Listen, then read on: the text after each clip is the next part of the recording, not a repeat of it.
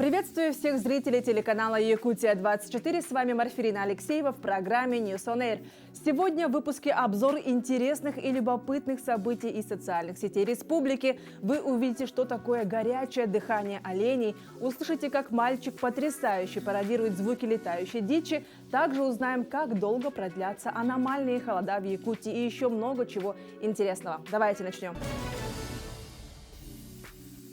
В предыдущем выпуске мы показали быт в якутских деревнях, о том, как живут и трудятся скотоводы в наши морозные зимы. Сегодня я хочу показать арктический видеофакт того, как оленеводы находят свои стада оленей.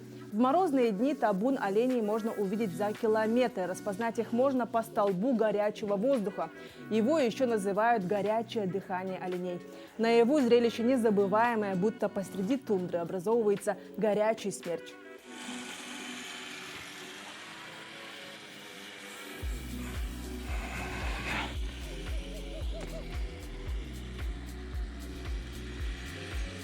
Во всех кинотеатрах со 2 февраля стартует показ кинокартины «Белый ангел тундры». Фильм основан на реальных событиях. В начале 70-х годов прошлого века в заполярном поселке Джилинджа, затерянном в необъятных просторах Оленёкской тундры, при сносе старого здания больницы под полом были найдены письма молодой ленинградки врача.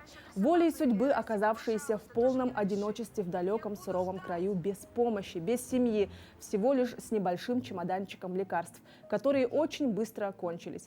Пронзительные письма, адресованные матери, были написаны в 1938 году. Режиссер фильма Александр Лукин, он снимал такие картины, как «Бюгенбылыр» и «Тыгын-Дархан».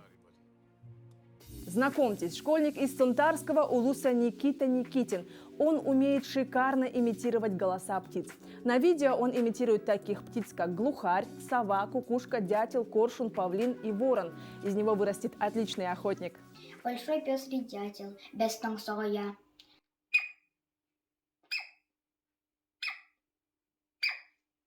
Черный коршун, Эле.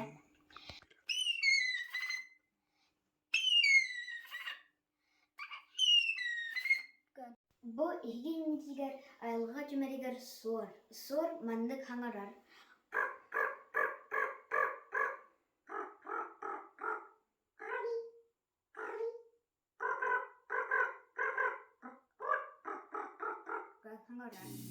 Большой человек с большим ножом. Спортсмен Аял Лазарев с уникальным изделием. Самый большой якутский нож, его длина 2 метра, вес около 28 килограмм. Полностью ручная работа. Находится изделие в селе Томтор Татинского улуса.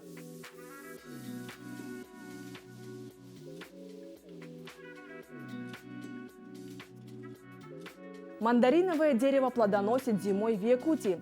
В Фандыкской средней общеобразовательной школе такое чудо можно увидеть в кабинете заместителя директора Кристины Курочкиной. Вот что она рассказывает.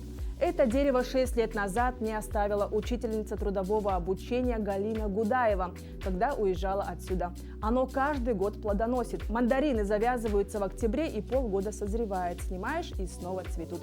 Посмотрите, какие сочные мандарины могут вырасти в комнатных условиях. Аномально низкая температура держится на большей части республики уже 6-й день. Синоптики отмечают, что в последний раз такая холодная погода была зафиксирована в регионе 29 лет назад. В следующем материале мы узнаем, как долго продлятся подобные морозы. Прогнозы синоптиков не радуют. Аномально низкая температура на территории республики продержится еще неделю.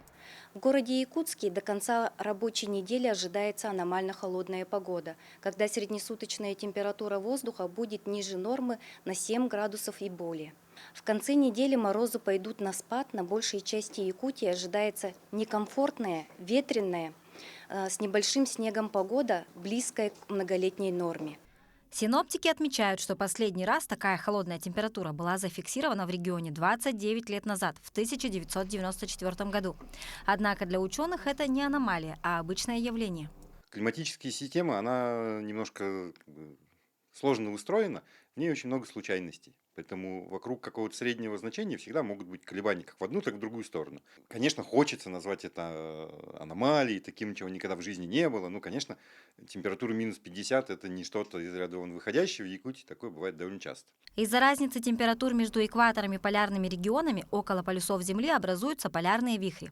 Это область сильных ветров высоко в атмосфере, которая удерживает холодный воздух вокруг арктических регионов. Устойчивый полярный вихрь циркулирует по кругу. Однако с глобальным изменением климата он все чаще имеет растянутый вид, из-за чего холода наступают в неожиданных местах. Более темные эти зоны показывают движение полярного вихря, который приносит холодные воздушные массы, примерно, значит, вот в эти области. Как раз сильное похолодание в Соединенных Штатах в конце прошлого года связано именно с неустойчивостью полярного вихря. И то, что мы наблюдаем сейчас в Якутии, глубокое проникновение холодного воздуха в центральной Якутии и еще ниже, южнее, это тоже связано в данном случае с неустойчивостью полярного вихря. Ну а якутяне называют это явление просто – крещенские морозы, которые предзнаменуют скорое потепление, а с ним и приближение весны. Одним словом, мерзнуть нам осталось недолго. Мария Кардашевская, Семен Семенов, Якутск. Ленский район в Якутии считается более-менее щадящим по зимнему климату. Хоть аномальные заморозки затронули нынче и ленчан, несколько ясных дней все же посчастливилось испытать. На городских улицах сразу стало многолюдно, появилась детвора на горках и в парке. Побывала там и наша съемочная группа. На улице минус 20, и если стоять и не двигаться, кажется, что совсем не потеплело. Но детворе, катающейся с горки, жарко. Они, как заводные, поднимаются по ступенькам на ледяную гору, скатываются вниз и так по кругу. Хорошая горка, ледяная, далеко ездить можно, с племянником сегодня пришел. Иногда на каток хожу в парке. Данил рассказал, что горка, конечно, небольшая, но если спускаться на ледянке, то можно укатиться очень далеко.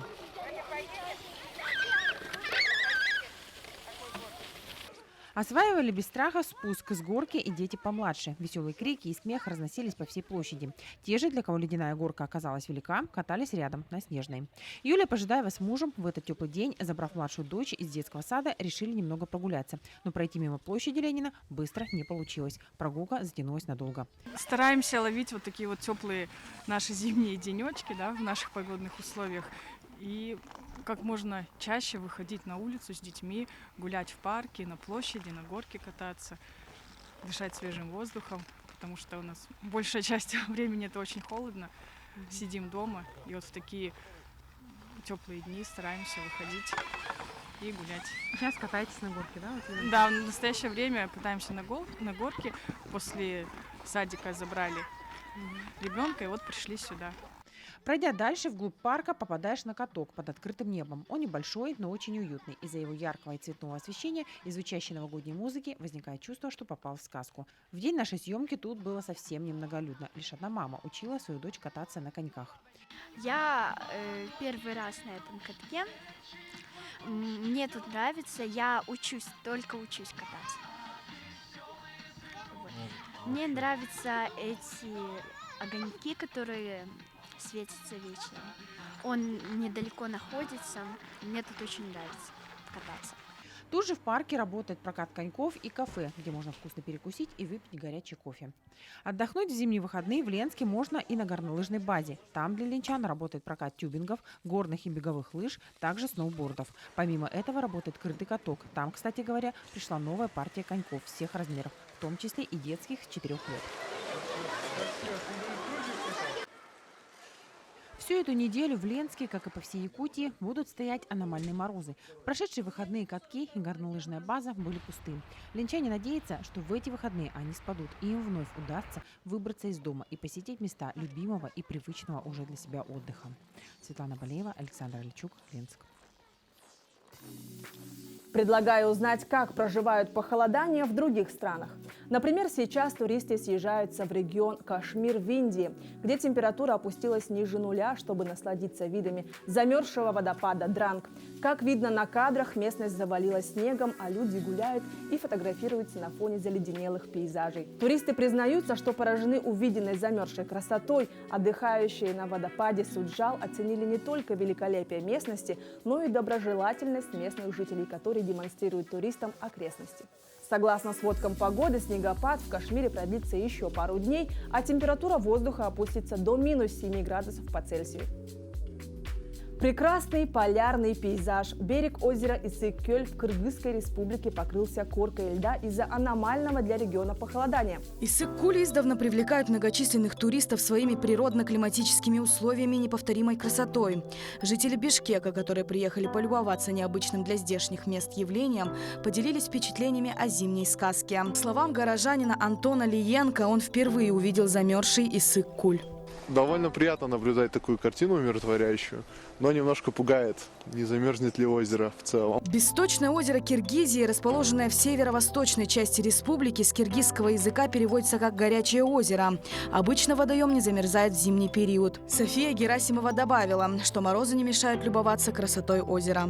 Напоминает какой-то очень прекрасный полярный пейзаж. Несмотря на то, что холодно, Иссык-Куль полностью еще не замерз, и это хорошо. Вот. Но очень большие льдины, и действительно такого никогда мы еще не видели. Иссык-Куль – удивительное высокогорное озеро, одно из самых чистых на планете.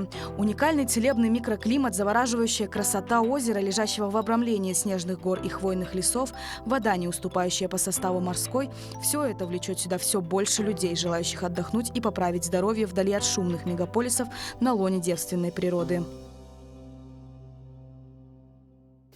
Ну что ж, а на сегодня я с вами прощаюсь. Встретимся завтра в 17 часов в эфире программы «News on Air».